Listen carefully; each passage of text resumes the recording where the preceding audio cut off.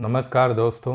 कर्म the universal law of action and consequence ने सदियों से मानवता को चकित किया है, लेकिन योग वशिष्ठ की प्राचीन शिक्षाएं इसे गहरी स्पष्टता और व्यावहारिक ज्ञान के साथ उजागर करती हैं। इस वीडियो में हम कर्म के सार, इसके कार्य और योग वशिष्ठ के ग्रंथ के माध्यम से इसके चक्र को कैसे पार करें, इसका अन्वेषण करेंगे। दोस्तों, मूल रूप से Karma is the interplay of actions, our causes and their inevitable results, effects। योग वशिष्ठ इसे खूबसूरती से समझाते हैं।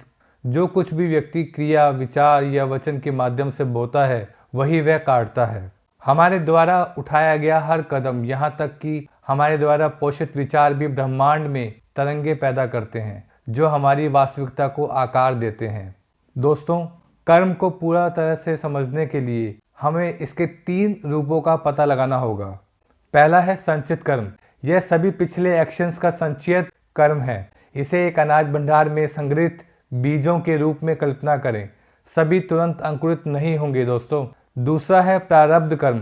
संग्रहित कर्म का वह हिस्सा जो वर्तमान में हमारे जीवन में प्रकट हो रहा है। ये वे बीज हैं जो पहले ही बोए जा चुके हैं और बढ़ रहे हैं। और तीसरा क्रियायमान कर्म, वह कर्म जिसे हम वर्तमान कार्यों के माध्यम से बना रहे हैं, वे बीज जिन्हें हम अभी बो रहे हैं। योग वशिष्ठ सिखाते हैं कि इन्हें समझकर हम जीवन की चुनौतियों को बेहतर ढंग से नेविगेट कर सकते हैं।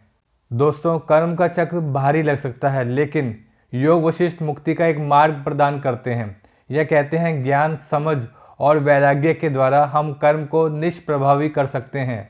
अवेयरनेस हमें आवर्ती यानी कि रीअकरिंग पैटर्न को पहचानने में मदद करती है, और वैराग्य हमें परिणामों से बंधे बिना कार्य करने में सक्षम बनाता है। दोस्तों, एक प्रैक्टिकल टिप शेयर करना चाहूँगा आपके साथ। हर रोज़ अपने विचारों और कार्यों का डेली जर्नल बनाना शुरू करें। पैटर्न पर विचार करें और माइंडफुलनेस का अभ्यास करें, ताकि आप अपने रेस्पॉन्सेस को अवेयरनेस के रूप में चुन सके। एक कहानी पर ऐसे विचार करते हैं दोस्तों। रवि अपने कैरियर में बार बार फेलियर का सामना कर रहा था। हार मानने के बजाय उसने माइंडफुलनेस को अपनाया और अपने थॉट्स और रिएक्शंस को ऑब्जर्व करना शुरू किया। अपने सेल्फ डाउट्स को पहचान कर और इसे पॉजिटिव एक्शंस में बदलकर उसने धीरे धीरे अपनी फेलियर्स की साइकिल को तोड़ दिया। दोस्तों, कर्म सज़ा नहीं है, बल्कि एक शिक्षक है जो हमें आत्मबोध की ओर मार्गदर्शित करता है। योग वशिष्ठ का अंतिम ज्ञान गहरा है कि स्वयं की जांच यानी कि सेल्फ इंक्वायरी और आत्म साक्षात्कार यानी कि सेल्फ रियलाइजेशन के माध्यम से कोई भी कर्म के चक्र को पार कर सकता है।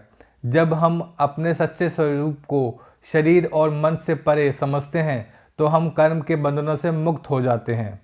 कर्म एक बोझ नहीं है, बल्कि एक नक्शा है जो हमें हमारी उच्चतम क्षमता की ओर इंगित करता है। योग वशिष्ठ की शिक्षाओं को अपनाकर हम अपनी नियति को फिर से लिख सकते हैं और मुक्ति के मार्ग पर चल सकते हैं। दोस्तों, अपने कर्मों के पैटर्न पर एक पल के लिए विचार करें।